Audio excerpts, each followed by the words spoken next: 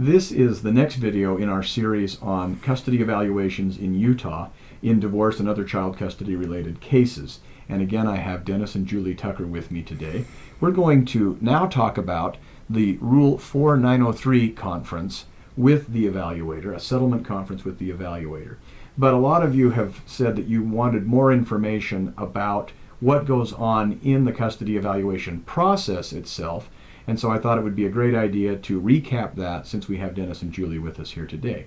So Dennis, you talked about in the last video some of the things that are done, and some of the questions that have come up are a little bit more about the timeline as to how that unfolds, and we're going to talk a little bit about, so literally we're going to talk about who's first, who's second, who do you meet with, is it just the parent, just the children, parents and children together, and a little bit, just in summary, about all the different kinds of tests or evaluations that typically arise and that could arise. Then we'll talk about how once that's all done, you're prepared to go to the 4903, the Rule 4903 Settlement Conference, and what happens there. Then we'll talk about, after the 4903 conference has taken place, what can happen in the event that the parties have settled that custody issue or if they haven't. So Dennis, tell us a little bit about what you'd like to recap before we throw it over to Julie for her words. Okay. Well, I had mentioned last time that there's an orientation meeting, and in that orientation meeting we actually plan out all the rest of the interviews and the psychometric testing and all those types of things. And so we set an appointment for those things up front. And Julie, anything you want to add to that? Well, we'd all like to think it was as clean cut as we're able to get all of the appointments in that first meeting. But truly, the first meeting is to try to get your next meeting set and to help quell any questions that you have or concerns you have. I think the orientation is unique to our process.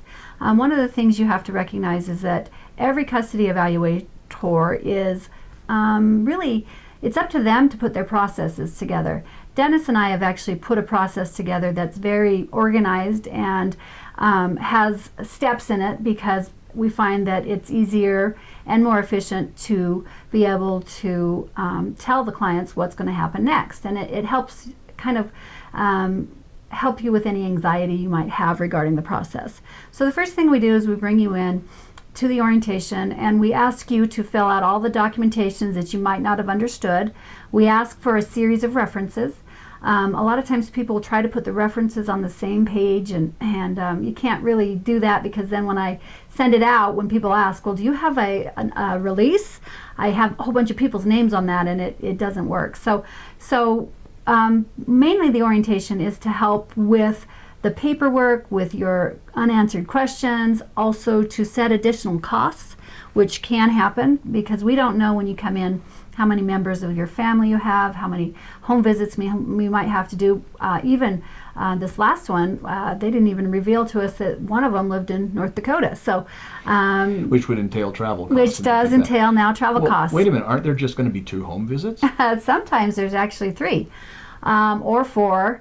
But and for those that don't understand, because you could have mom, dad, and then you could have mom's girlfriend or boyfriend, dad's girlfriend That's or right. boyfriend, or you could even have, if the parents are splitting time due to work or something like that, the children spending time at a relative's or a family member, or or a neighbor's or something like that. So the home visits could number more than just 2. Yeah, typically they are 2, and typically they're within your control. But we also had a couple where they moved in the process, and so we had to redo the home visit. So, so during that meeting, we kind of set the stage for what happens next. After the orientation, we set you up immediately to meet with either Dennis or myself. Generally, it will be Dennis, because we want both evaluators to kind of have equal face time. So he does an assessment where he'll take all of your history, get to know what the problem is, get to know you, understand everything that maybe attorneys aren't really, they don't care about, because you're really about the thing that you're, the court process. And we can do a whole bunch of things attorneys can't do because we have to be able to properly evaluate an individual. And obviously the individual didn't start with the divorce or the custody evaluation. So Dennis will A good example would be, you can talk about, well, somebody told me that somebody else said something. Okay, you can consider that, so, yes, whereas exactly. hearsay would not normally That's right. be admissible. That's right. So attorneys can't So we get questions like, well, I have a whole bunch of emails and I have a whole bunch of texts and we want all of that stuff. Your attorney may say, it doesn't matter to us, but it matters to the evaluator because we are trying to make an evaluation as to where to put the children, and that for us is considered forensic evidence. It's only some of it, but it is considered it, and we do consider it in our evaluation. So, so if you think they're lying, if you think we had a couple that one person said he lived one place and he wanted full custody, and we come to find out that he actually lived in Michigan, or he lived in, I think it was Wisconsin, and he worked out of Michigan, so he really was never home. And so those kind of things happen, and we have to be able to check on them. Now, not all custody evaluators think that the home visit's important. We actually believe it's very important. We try to give equal time. So we do a home visit, and then after the home visit, we usually do psychometric testing, and we will bring the children in after the home visit. We don't like to bring the children in before we've had a chance to meet the children in a safe environment for them, because we want them to feel comfortable with the process. So then Dennis will interview the children, and then I will test the children. And so I'm responsible for all the testing because I'm the one with the additional education to do that. After the testing, and all throughout this, remember, you get to say whatever you want and tell us whatever stories that you feel are important, and we're gathering all that information. So you're having lots of FaceTime between the two of us. I may not be doing an official assessment, but I'm reading over Dennis's work, and he's reading over my work, and so we're both up to speed, and we've both seen you and have feel on how this should go. So, and when you say you mean you've seen the mother, you've seen the father, we've seen the children. Okay. And one thing I want to ask for those that are new to this process, so you meet with mom and dad just one-on-one. Right. Sorry, you meet with mom one-on-one, dad Right. one-on-one. Right. Do you meet with mom and dad together? Generally, no. Okay. Do you meet with the children and parent together? Always, yes. Now, we do have a very unique case right now with the coronavirus, which we're trying to figure out because they do live in actually North Dakota. So so there's certain things we have to figure out. But generally speaking, yes, we want to see the children's interactions. So we're not just taking mom's or dad's word that when the child gets around dad, he starts acting this way, or when the child gets around mom, we actually see it for ourselves. Okay. Now let's keep in mind that what you're saying, though, because if I'm understanding what you're saying, we're referring to a visit at the home where the parents and the children are together. But if we're talking in a clinical setting, I'm talking about both. okay, I do not meet with the parents and the children together. Right. Okay. Not in a clinical setting. That's Right. good. to I know. That's want a an good distinction. honest answer, honest responses, and Correct. sometimes you don't get those when you put the parents and children together. Right. Which is a perfect segue to the question that I wanted to make sure gets asked again, and that is, how easy is it to fake your way through these interviews with the custody evaluator by putting your best foot forward or even your fake foot forward? Whoa, good question. Truth is, it's nearly impossible. And I'm not saying that because we're egocentric or that we think we're great or that you're not maybe even a good liar. What I'm saying is that we have like 26 or 27 points of reference to really point to be able to come to our clinical evaluation. Now, the truth is that if you're trying to dupe an evaluator, you probably want one that isn't giving you a very good custody evaluation. At which point, what's probably going to happen is your ex is going to ask for another one. So really what will end up happening is you guys will end up spending additional money on an additional evaluation.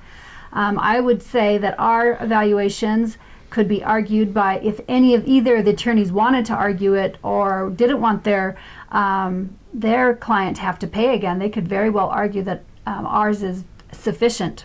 And we could show them how to do that. So, But the stakes are so high. I just feel like if sometimes, and I'm channeling the spirit of parents here, sure. I think like I have to lie because I deserve Okay. a certain outcome, and I'm afraid that if I either don't cast myself in a more favorable light or cast my spouse in a more disfavorable light than reality reflects, Right. that you could be confused or you could make a mistake. So I'm gonna overstate my virtues, and I'm gonna understate the virtues of my ex so that I win. Because Okay. after all, God has destined me to win, or something. And you know it in your heart yeah. that the child is supposed to be with you. Exactly. In my heart, this is what I deserve. Right, and of And course the child deserves it. and of course that's why you're here. That's why you finally have a custody evaluation done, is because both of you feel like, and I know that a lot of times they also say, well, he doesn't feel that way or she doesn't feel that way. They're just after the money.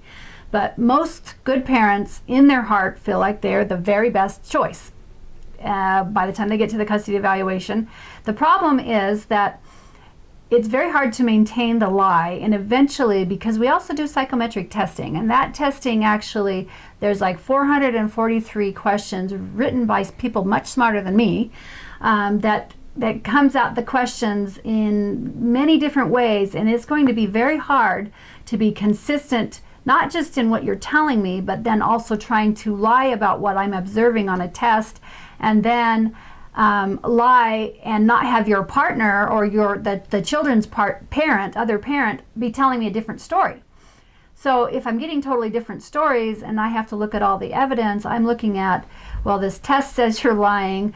I suspect that this is too good to be true, and your ex has given me these set of emails that now tell me that you are making this up. It's what happens is, you become, and it doesn't matter even if you are the best choice, you actually become, in our minds, discredited, and that is what we put on the report, that we don't feel like we can even trust what has been presented to us, and therefore the other parent, due to the fact that you are trying to become the best parent, is a more honest choice as far as we're concerned. I'll say one thing about that too, is that I have a friend of mine who was a former judicial officer and things like that, who was not quite certain, who dealt with child custody issues, and said, I wonder if the MMPI can be fooled. And that's one of the tests that is taken.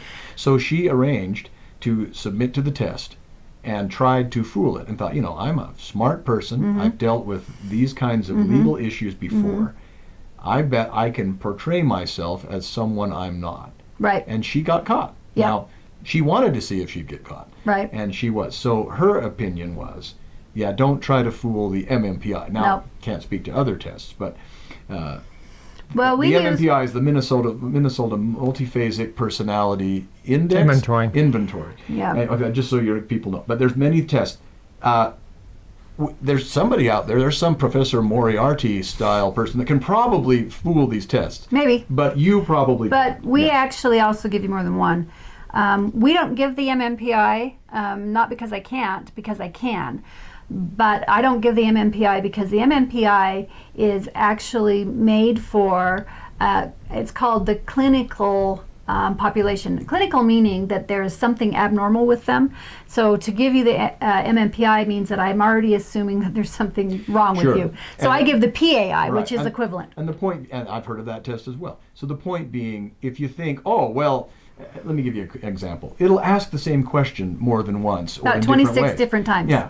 One of them has to do with drinking, I remember. Yeah. Is that I drink when I'm depressed. I drink when I'm alone. I drink when I'm happy. I drink when I'm sad. And what's happening here is that if you're trying to say, oh, well, I know what I'll do. I'll say, they're trying to find out if I'm alcohol abusing or Right. dependent. So I'll say, no, I never drink when I'm happy, Right. when I'm sad. And I never drink when I'm depressed. And I never Right. drink alone. And what that even does is that because of the pool they've based it on, they're Right. saying, hey, you know what? We know what liars say. We Yep. know what truthful people say. We know where you're likely to fall. Well, and there's an index in these tests, and we actually give the SASE as well, which is talks about substance abuse and things, that disorder. But there are internal indicators of that test that make the test itself invalid. So if you're faking good or faking bad, the test says, hey, this person is faking. So actually, what ends up happening is if I get a test back that they're faking good or bad, I then may go back to the attorneys and say, this test is invalid and I need to do further testing, which means I'm going to have to cost you more money because you decided that you didn't want to be truthful. You can say, no, I'm not going to do the test, and the attorney can say that too, and then we just put it in our report. But Dennis and Julie, the times when I was in court up until this point is that I got the impression that the commissioner or the judge were kind of apathetic. They didn't seem to pay much attention. So I just assume that you're going to treat me the same way. Is that true? Oh, no, not at all. no, this is our livelihood. This is what we do. And actually, in order to be a custody evaluator, you have to have it. Even though the 4903 code has kind of a minimum requirement, the profession itself goes on to talk about an area of expertise. So even if, let's say that you're getting a very first time evaluator, and people make the mistake in saying, well, because you've only done this once, you're really green. You can't be an evaluator and be green. So that kind of rules that out. So even if it's their first evaluation, they have other experience that is just as good or better with the general population, with other issues surrounding custody evaluations. And so it's really impossible. I mean, it really is impossible to try to fool the series of tests we give, in addition to both he and I, in addition to all of your references. I mean, the problem is you can try to cue your references and say, just say this to the evaluator. And I had somebody do that. And so I'd get the same thing over and over again. And so I asked them point blank, were you told to say this to me? And guess what? People are not good liars. You might be, but other people are not. And they break down and they're like, yeah, well, or I start asking them questions that they should know in depth. And they try to go back to the script and they can't answer the question. So how? I mean, I guess how would you do that? I mean, at the end of the day, you have enough outside references. And even remember, your ex and whatever you think of them are all testifying basically for or against you. And some of these people you have in common. And so they're going to be telling us what they feel is the truth. So you may have had a great friendship with, say, Sally for the last 20 years, but Sally disagrees with where the custody is. And so she tells me all your secrets.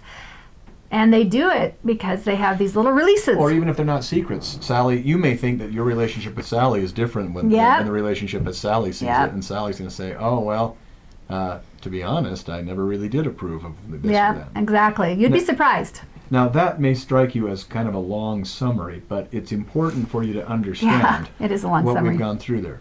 Now we're going to move on to the next phase where you have completed the work behind the evaluation process. And Dennis made a good point in the last video where the evaluation actually has not been completed yet. The work, the forensic work has been done, the investigatory work has been done, but you still have not yet reached a point where you're going to make a recommendation. Is that correct? Correct. And that takes place in the court settlement summary. Okay. So there's actually where we actually have to put everything together and then appear before the various members of the court. Yeah. Okay. Before we go there, though, Yeah, Eric, sure. I just want to make one more point. Everyone always asks us, and so you need to keep this in mind. And in fact, I think you asked us earlier today, well, what do you do when different evidence comes up? I mean, can we retry it, or how do you do that? And we told you the final part of this process for us, now this is not how all evaluators do it, but for us is that if there are inconsistencies that we're noting in our evaluation, we actually now ask you. So your last interview, it may feel a little bit accusatory because we're literally bringing forward to you all the things that have been compiled against you and allowing you to answer for it before we ever get to the 4903. That's our last step before it then goes to either whoever is responsible for writing the report. And when you talk about accusatory, my guess is what you're saying is, well, I just need to make sure I understand, because you put down in your intake interview forms that you have a master's degree in this, but some other people that you work with say that they're not aware of you having a master's degree. In fact, they said that your resume that you submitted doesn't have one. Right. And that person at that point might go, it's like, okay, jig is up. I was trying to look better than I really did. Or it's like, oh, I didn't have a master's degree when I started there. I got my master's degree later. Yep. So they're not aware of that's this. right. There can be valid answers. So you get a then chance. you could say, well, do you have a diploma? Can Yeah, you get me exactly. in charge, Please give me in touch evidence. with the registrar or something like that? But another example would be, all right, you say that it was the police were not called on October 3rd, 2004. But we were presented with a police report from October, that purports to be from October 3rd, 2004. It says it's from the Pleasantville Police Department. Right. I did follow up with them. I double checked on that. Yep. It does appear to be legitimate. Yep. And so again, it's not that you're not accusing them. No, I'm not. Although, frankly, they could be accused of lying. Well- but what you're really doing is saying, I want to make sure that I do not have two irreconcilable positions here that I'm relying on, or that could send two different messages. Correct. So we try to, and we could be imperfect in it, but we give it a good, legitimate, good faith effort to make sure that we have those resolved, at least in our minds. One more question. What about where you've got some people saying mom or dad is X, and then you've got other people, whether it be mom or dad's own references or the references from the other parent, saying mom or dad is anything but X. Right. Do you talk about that with them, or do you only talk about kind of factual? No, we'll talk dispute? about opinion too. Okay. What we don't do is reveal the source of who said it when it's a reference. You're already. But what if I, as the parent, like, who told you that? Yeah, I'm not going to tell you. I'm that. not leaving this room until you. I mean, what do you? Well, basically, I would basically inform you that in order, this actually becomes information that as therapists, as clinicians, this is why a clinician has to perform this and not just like we talked about the used car salesman or someone who can do this. We have an ethical duty to protect our clients, and one of the clients that most people, it's interesting because the whole thing is about the child, but it's almost everyone forgets the child is our primary client. Yeah, but aren't you just saying that so that you don't have to do certain things you don't like doing? Yeah, no, we're ethically bound. Okay, so yeah. there's a lot of times people say, oh, you know, I have seen it myself. Oh, it's for the sake of the child. It's for the sake. It's like, but in this case, it really is true. Well, it is, and we're ethically bound. You're ethically bound, and on top of that, they're the most vulnerable. They in the whole are, process. and they're the most forgotten. I mean, it's always interesting to me, and I will say this. It's always interesting to me that I will even sometimes tell attorneys, if you need this information, and I even give them the way to get it from me appropriately, but they want to do a court order or they want to do this, that sometimes kids have guardian ad litems. Those people can give me permission, and if they did, I would explain why I wouldn't, and then I doubt they would give me permission. So there's a whole bunch of things you can do, and I generally explain how you can get the information without having to court order me. But without you doing what I'm asking you to do, you would have to court order me, which doesn't mean your attorney can say, well, I'm an officer of the court and I'm ordering you to. That doesn't work because I would lose my license if I revealed things like that. So you'd need to get a judge to order that you From the turn these bench, things over. yep. Okay. Mm-hmm. We're now moving into the Rule 4903. That's under the Utah Code of Judicial Administration, Rule 4-903, Settlement Conference. And so you have to have that within, I think the rule has changed. I think it used to be 45 days, it might be 30, but there's a certain period of time in which after you say, I've completed or we've completed all of the steps to the custody evaluation, we're now ready to hold the custody evaluation settlement conference. So I presume then, I presume that you create a big, huge paper piece, a document, and you give that to the parties and their lawyers. They spend that 30 to 45 days reviewing it, and then we come down and we grill the custody evaluators to find out any and all inconsistencies in the report. No. Does not happen. Okay, so what does happen? In fact, what you're talking about is what might be called the custody evaluation. The custody evaluation, a written document, actually doesn't happen unless later. In all cases. In all cases. Now, it could be authorized from the beginning, but typically what they want is a summary report that is then given during the settlement conference. And so that's where we take elements of the information, put it down in a summary form with the recommendations, and then that's presented in the conference. And my guess is it might be kind of something like this. Folks, you know that I've spent months working on this, hours in interviews with you and collateral sources. I've reviewed all the documentation that's been given to me. We've had numerous tests conducted. I could take all day discussing every single step and every single word that was spoken, every question that was asked and answered. Instead, I'm just going to tell you that in light of everything that I have reviewed, these are some of my observations and these are some of my recommendations. Because we don't have all day to conduct a 4903 conference. Can the people that are there, which as you pointed out, would normally be at least the parties, especially if they don't have counsel, And then if they do have attorneys, the attorneys are there with them as well. Correct. Now, does this take place in the courtroom with the commissioner or judge at the bench? This actually takes place in a room off to the side.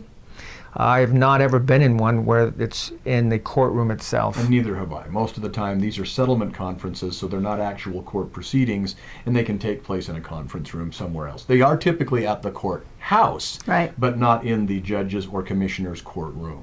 And it does involve, or it can involve, the commissioner or the judge, the two attorneys, the two parties that are in dispute, and the custody evaluator. Yeah. So what do you do? So you've given your summary, and then what happens typically in that? I mean, does this take like what, 30 minutes? It can take 30 minutes. So this is not a long, Alright. lengthy It process. sometimes can take longer than 30 minutes. Well, that's that part. Right. And then I'm just talking about the whole conference. I mean, you get in, you give your summary. Well, I mean, I've you know, seen 'em- 5-10 minutes, and then we're done. Well, we don't. they dismiss the evaluator. Yeah, so we don't actually see the end of it. I've heard them go as long as 8 hours after we've left. So we can't speak to how long they actually take place because we're not there at the end. But we are there generally in the beginning, and we talk about our evaluation, and that usually takes. Can you be cross-examined? Thank Thank you, Julie. Not the way. Now, I'd like to ask you a few questions about. Now, you said that that Mom scored rather high on the cold-heartedness scale, and I want to understand how that happened. Did you know that she is part of the March of Dimes, and that she helps the homeless at a soup kitchen? I want to understand how you could say such a thing. And Well, generally speaking, we haven't been cross-examined like that from any of the attorneys in that particular evaluation, although we have had attorneys get rather heated about it and say this is preposterous. But generally speaking, we don't have any problem answering what we've done. And if it's information we already know, we would simply say, yes, we are aware. And if it's information we didn't know, we would basically say that was not presented to us during the time of the evaluation. And they had ample time and ample ways to present that to us. I'll also point out that this is not a time to grill the No, custody generally evaluator. speaking, we don't get And the that. custody evaluator is under no obligation to defend himself or herself or argue with you. And my experience has been, it doesn't happen. Right. I've seen some custody evaluators who during the course of the 4903, kind of get caught realizing, I did a bad job.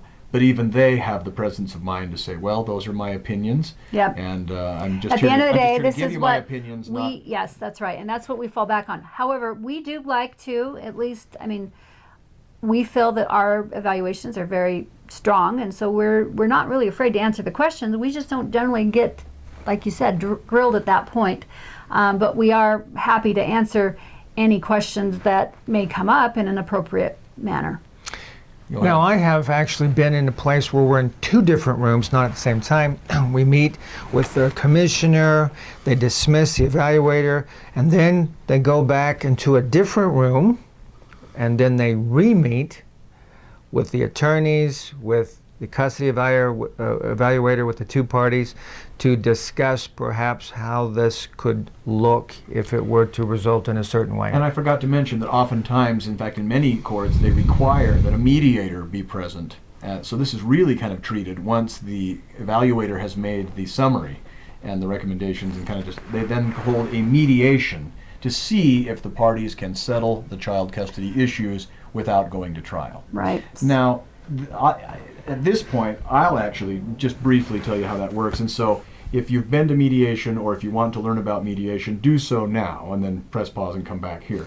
But that'll be a situation where the custody evaluators do not serve as mediators. You do not try to convince anybody. No.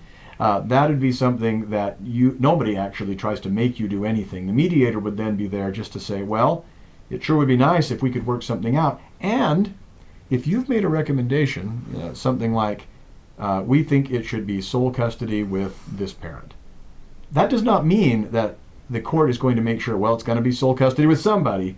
You could actually, as parents, reach an agreement that it's going to be a joint custody arrangement. You can fly in the face of what the evaluator recommends. The evaluator has no power Right. to compel you to do anything.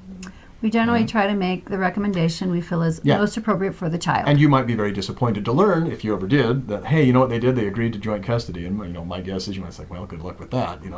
But maybe it works, maybe it doesn't. So you have the power then at that point, based upon the information you've been given, to try to negotiate a settlement. Now, obviously, if it's been a recommendation for sole custody and you want, for the other parent, and you either wanted sole custody or joint custody for yourself, probably not going to get very far. But people do weird things. They can threaten each other, with they can basically say, I'm going to, if you don't do what I do, I'm going to make sure this gets out. I'm going to make sure that I don't pay. They can do a lot of sneaky, underhanded things. I'm not saying that's right. I'm just saying weird things happen where people will make custody agreements that really didn't have a whole lot to do with what was best for the child, but because, and understandably, sometimes other factors intervened.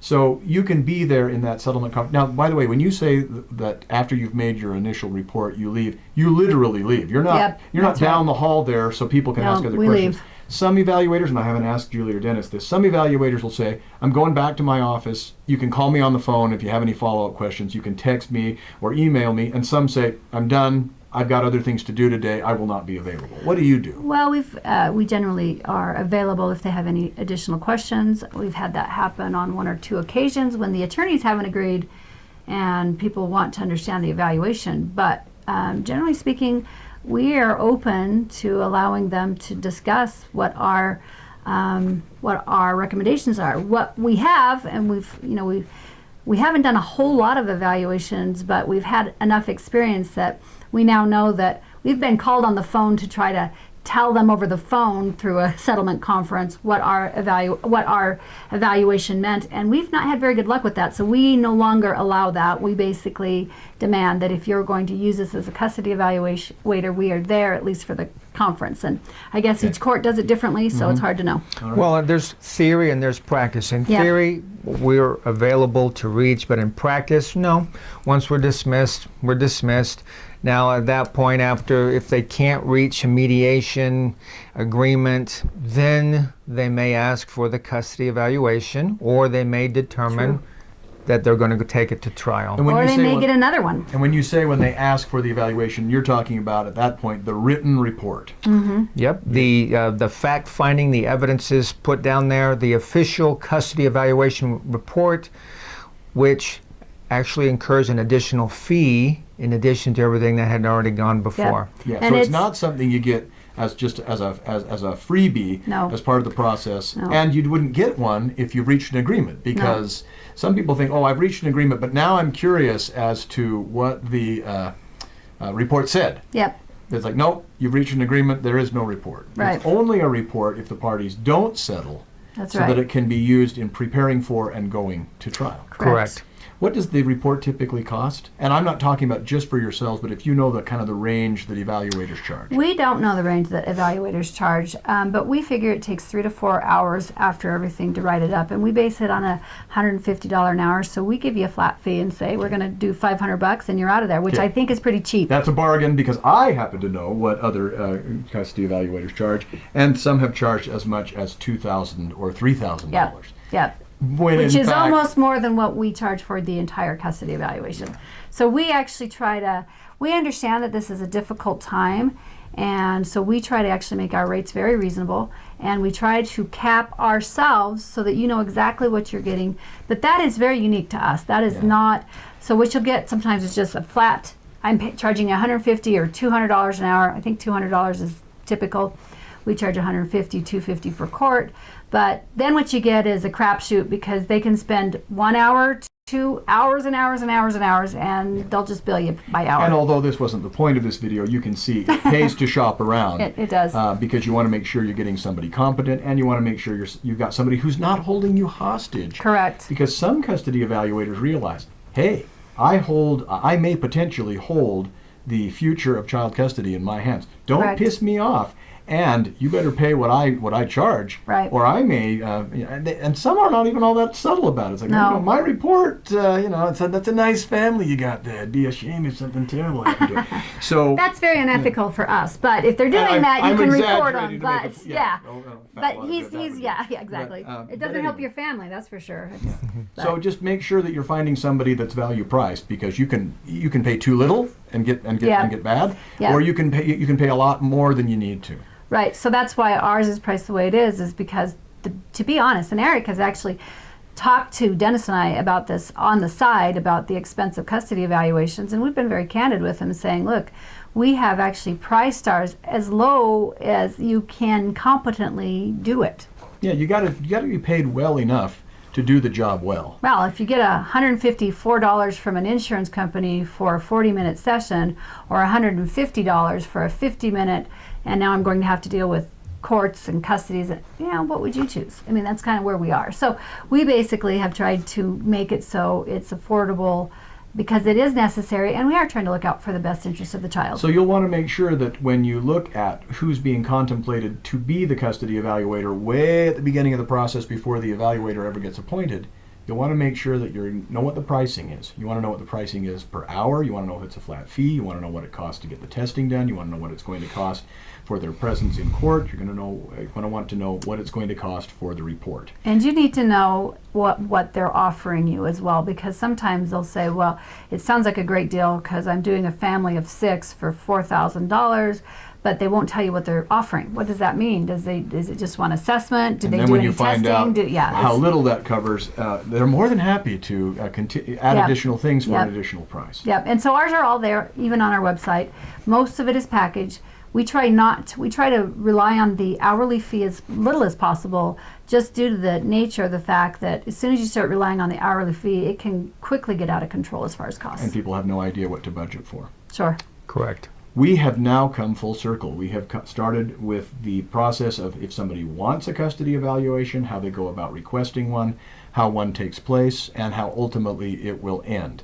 The last thing that we have that we can just cover in a couple minutes now is that if the parties don't settle, you can then be called as witnesses in trial to talk about what you did in the course of the custody evaluation, and ultimately be asked what your recommendations are and what the basis of those recommendations is. Yes. Correct. We do require, so usually if we're called on to represent, it's usually one party or the other in court because they like our evaluation. Well, I'll stop right there. You're not representing anybody. What That's you mean true. is you were called to testify by one party or the other. That's right. That's what I'm trying to say. So, but basically what we're trying to say is that the party who is requesting our presence is the one that we receive payment for, and usually a court trial, we figure 4 hours, so you're probably going to give us $1,000 before we even come to court. Right. We'll have to refund it. What if you get summoned to come to court as a witness, or subpoenaed to come to court,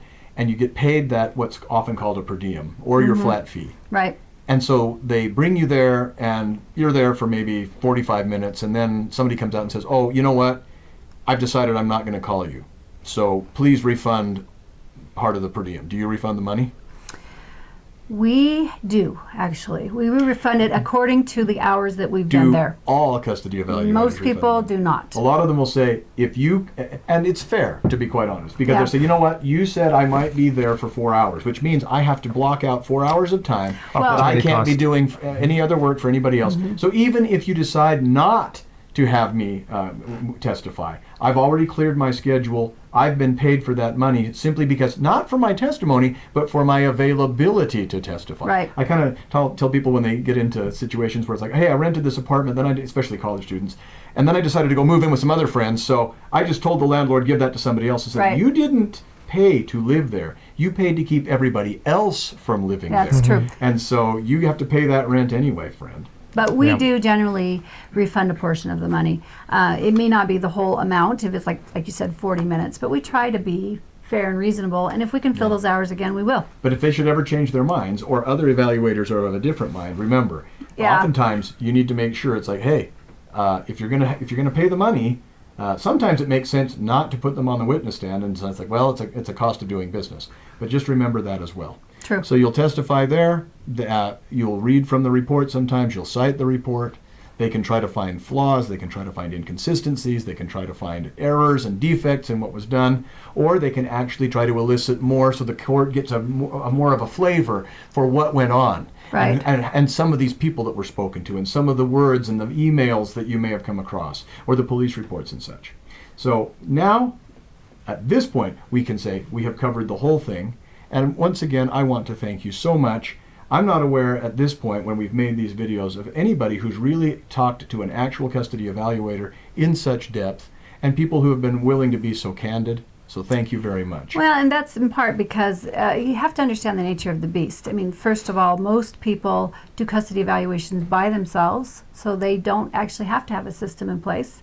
They can just kind of do what they always do. Dennis and I, because we have sought to really bring forward a good product, we, as one of the attorneys put it, we made the brainchild to help with what's going on.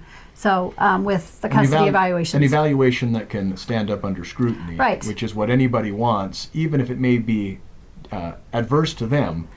At least you don't have to pay for it again because it's so bad. And you don't wonder what might have been. Right. Thank you for inviting us Yes. here. Thank you very Thank much you. for watching, and we hope that you've enjoyed this. We hope that you've learned something from this and are that much better prepared when your custody evaluation comes along. Thank you.